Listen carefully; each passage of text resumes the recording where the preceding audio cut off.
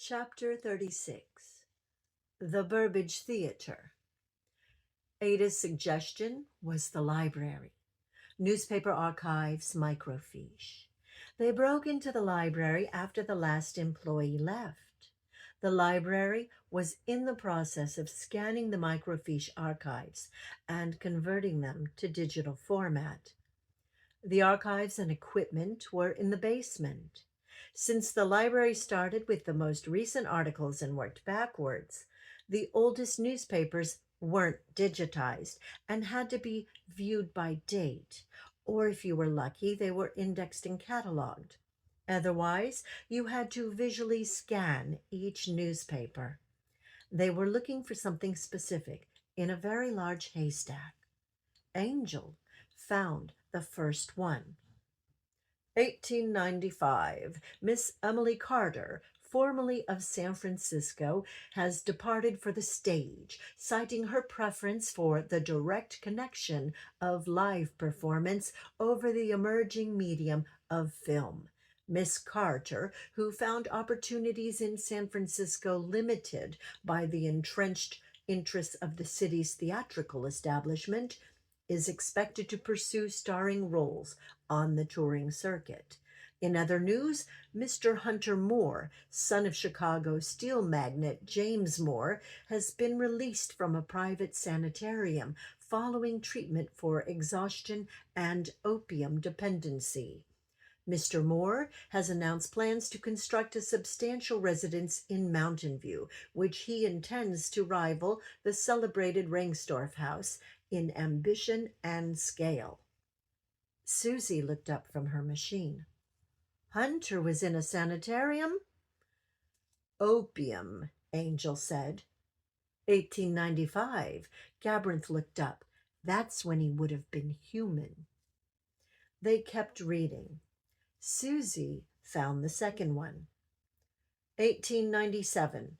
A disturbance marred the opening celebration of the Burbage Theater in Mountain View last Saturday evening. During the after-party held in the lobby, a violent altercation broke out between Mr. Hunter Moore, the theater's principal benefactor, and Mr. Jefferson Aborn, both Freemasons. The cause of the dispute was not reported. Miss Emily Carter, the evening's celebrated performer, intervened and escorted both gentlemen to a waiting carriage before returning to the festivities, which continued without further incident. Gabraith clapped. Same theater, same night, same woman. Catherine rolled her eyes and resumed searching. Gabraith found the third. 1955. Built in the 1880s, the Burbage Theater closed in 1948 after a devastating fire.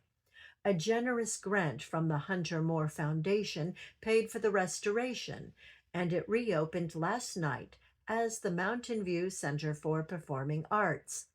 The charming Miss Emily Carter Jr. starred as Catherine Wright in the Children's Hour to a sold-out audience. Susie stared at the screen. Emily Carter Jr. Angel found the last one.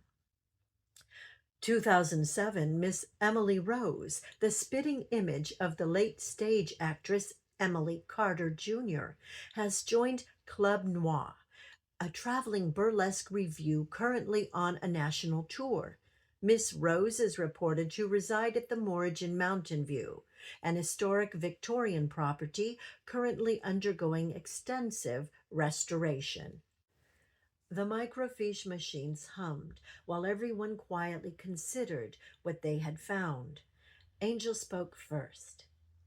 Emily Carter Jr., Emily Rose.